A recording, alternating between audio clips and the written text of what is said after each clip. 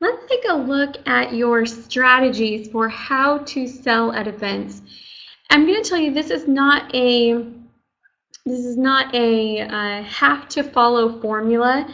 There are a lot of people who do this differently, but there is a lot of psychology behind how often you can sell at an event and what you should sell at the different times of the event.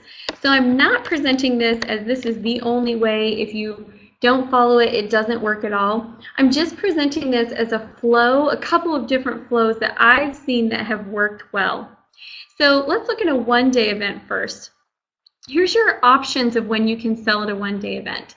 You have a beginning of the day is a place to seed but not sell. Then you have a morning break. Then you have a before lunch break. You have a mid-afternoon break.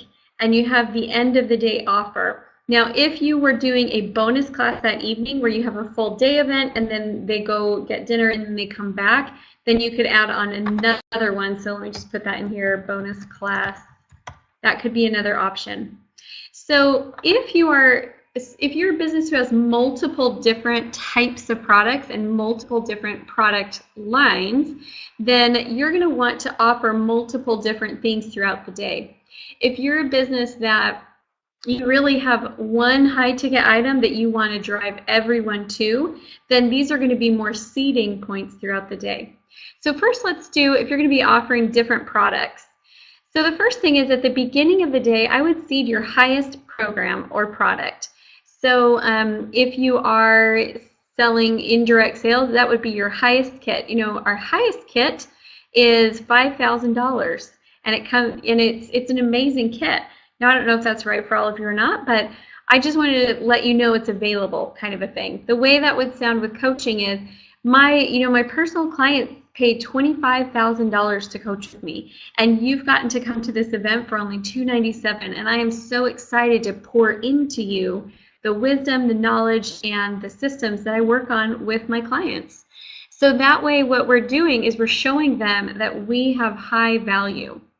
And the other thing it's going to do is it's going to get people excited to want to work with you, because during the beginning of the day, you're pouring it on. You're really showing them your value and what you bring to the table.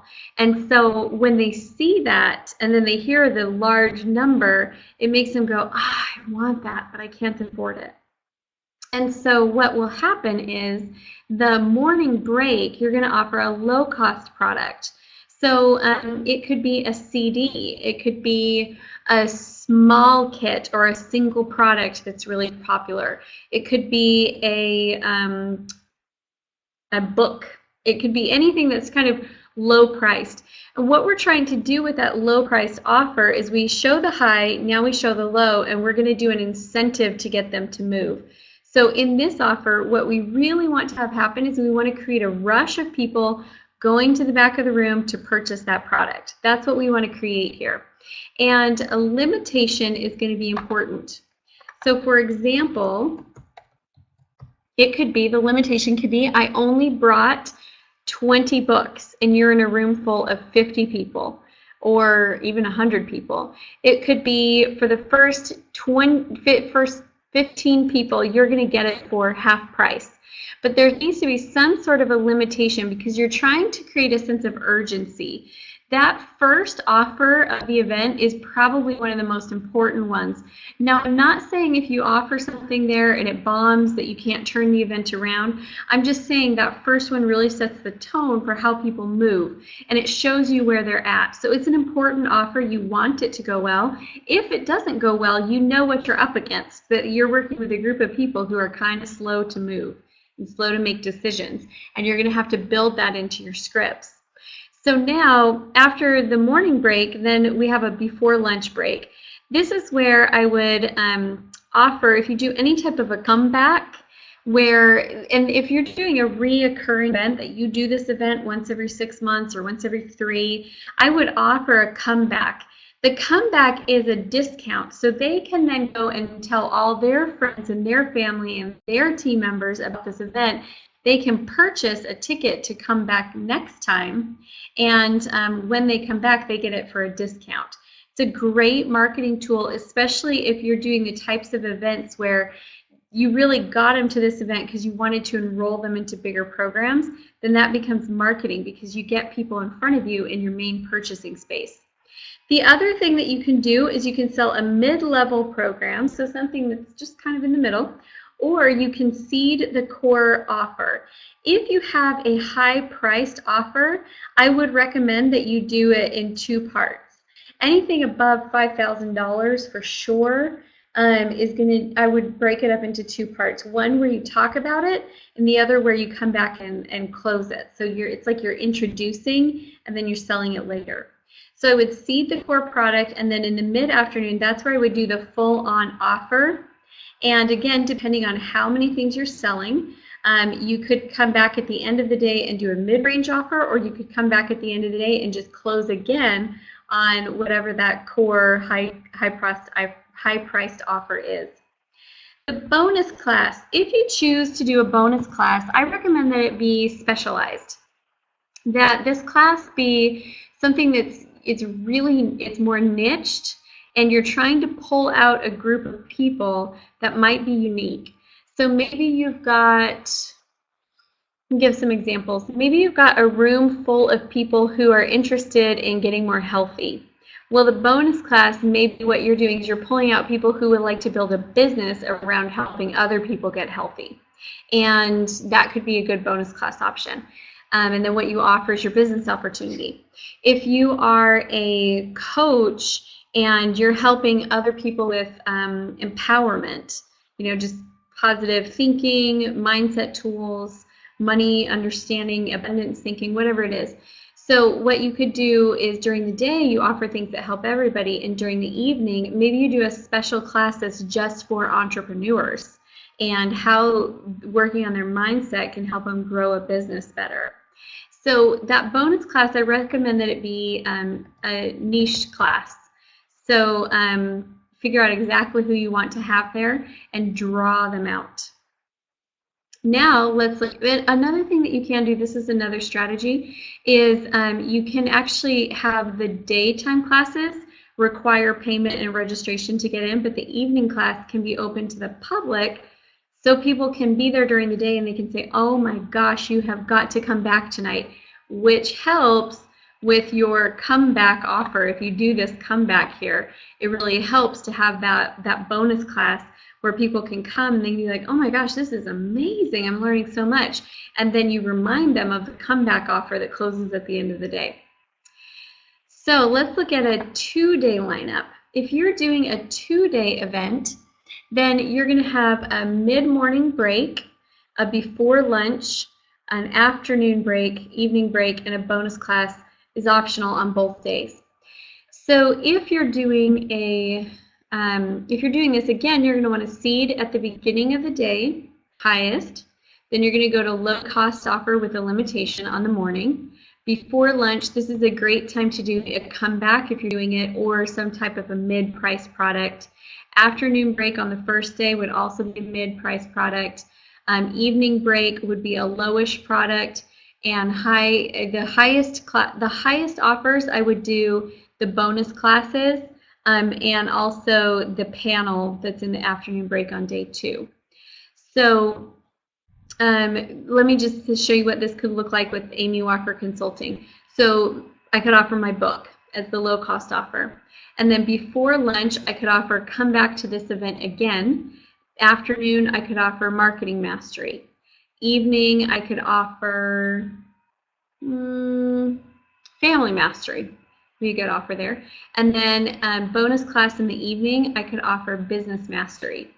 Then on next day, then we have a mid-level offer for the morning. So maybe that's a Walk Your Talk mentorship program. And before lunch, I'm going to do a higher offer. So this is where I'm going to seed global wealth leaders. I'm going to talk all about global wealth leaders. Afternoon break the second day, this is a great way to sell high ticket items. What you do is you bring in a panel, and the panel is made up of people who have worked with you and understand and know your services. And you're not asking them questions like, so was it worth it coaching with Amy? You're asking them questions, you're setting them up as experts. and you're letting them share what they've learned and how they've grown and what they've experienced, and they become the experts. But what's happening on stage is you've got this visual going on where everyone's looking at you and they're viewing you as somebody who creates experts, somebody who prepares people to have amazing experiences and amazing expertise to be able to share in front of a group of people. And it really makes it so that you get to the point where that group is selling what you do, even more strongly than you're selling what you do.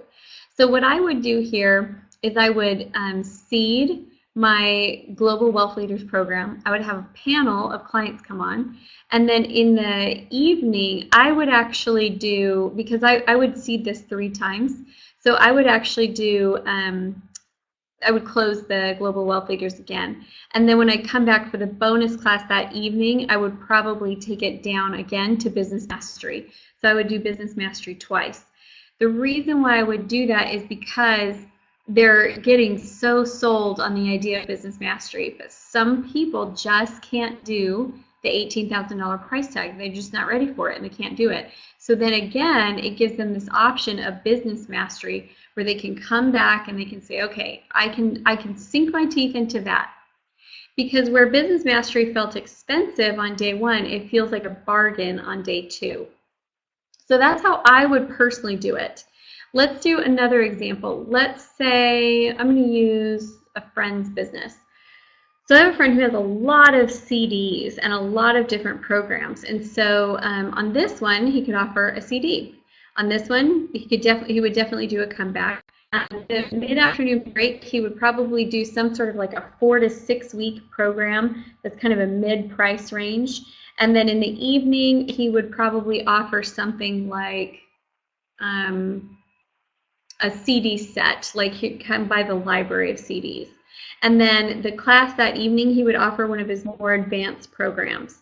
Then the next day, this mid-morning break would probably be a mid-sized program. And then before lunch would be Mentor with Me.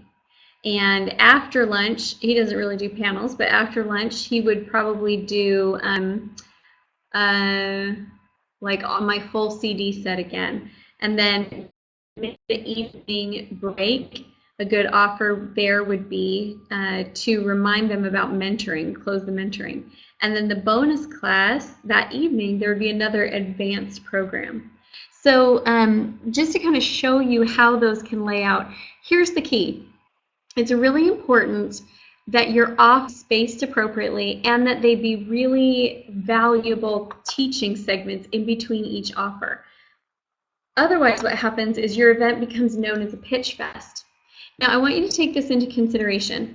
Let's say that we're running this right here. So we've got a 2-day event, and we've got 1, 2, 3, 4, 5, 6, 7, 8, 9 offers. Each offer, you're going to spend about 15 minutes. So I'm going to do the math on my calculator here. 9 times 15 minutes is 2.25 hours of offer. Okay, so we've got 2.25 hours of offer.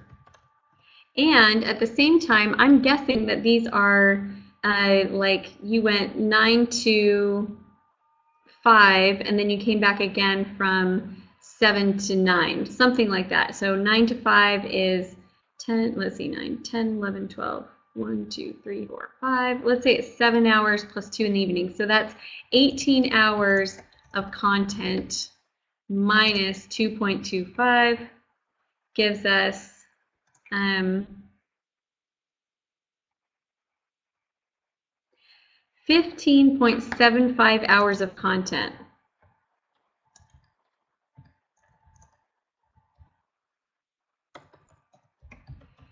This is why I want you to understand this, because there's 2 things that happen when you go into events with a real intention to sell. One is you will feel like, oh my gosh, this is just a pitch fest. I'm selling and selling and selling. And if they bought one thing, I can't ask them to buy another thing. And if they bought 2 things, I definitely can't ask them to buy a 3rd thing. Yes, you can. You can do an event like this and you can have solid, amazing content. And you can have people buying multiple things that they just keep coming back and coming back and coming back because you are the exact answer for the problem that they have been trying to solve. So that's totally possible. The second thing that can happen is if your offers are messy, if there's not order to them, is that you can have people give you feedback that this is just a pitch fest. And you need to really know that you are not in a pitch fest. So I had somebody once come up to me and he said, this event's making me really mad. This was an event I was working at for someone else. I said, why is it making you mad? And he said, because this guy has been on stage just telling stories and talking and laughing it up with the people, and then they're all running to the back of the room. And I've been teaching events for years and years and years, and I give way more content than this guy's doing, and I don't have people running to the back of my room. And I said to him, I said, maybe you should watch really closely what he's doing, because there's a reason people are running to the back of his room. And and he didn't like that. He looked at me kind of funny. I said, watch what he's doing. Watch how he's structuring the teaching segments. Watch how he integrates stories and feelings and personal experience, and watch how he transitions into the orders, and watch what he offers and when he offers it.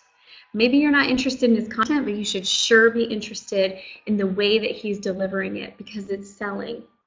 And he did go back in, and he did, I think, watch and take notes. I didn't get any other grumpy comments from him. But what I want you to understand is the experience that people have has less to do with the amount of time that you spend teaching versus offering, and more with the way that you teach and the way that you offer. So I hope that you guys will look into and consider doing some events, whether they're full day or one day. If you're doing anything under 3 hours, just keep it to one offer only. And I wish you the very best of luck as you go out and make it amazing by holding some awesome events. It's a great revenue model for how you can sell and be very strategic at your events. Good luck, everybody.